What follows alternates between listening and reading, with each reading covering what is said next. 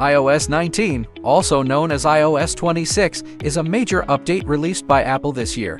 We know many of you are eager to try it out as soon as possible. In this video, I'll show you how to install iOS 26 beta for free. Before upgrading, please pay special attention to the following, since iOS 26 beta is still a test version and not fully stable. It's highly recommended to back up your iPhone data in advance to avoid any potential loss. Make sure your iPhone supports iOS 26. Here's a list of compatible models. Also, ensure at least 15 GB of free storage space.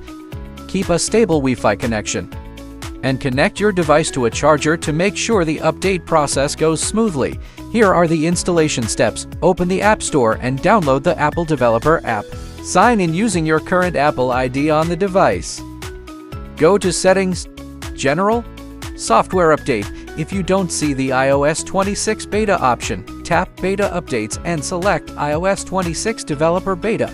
You can also explore other Apple beta system versions from here. Now you're ready to upgrade to iOS 26 beta and enjoy all the brand new features and design changes. Don't forget to subscribe to our channel for the latest iOS updates. See you in the next video.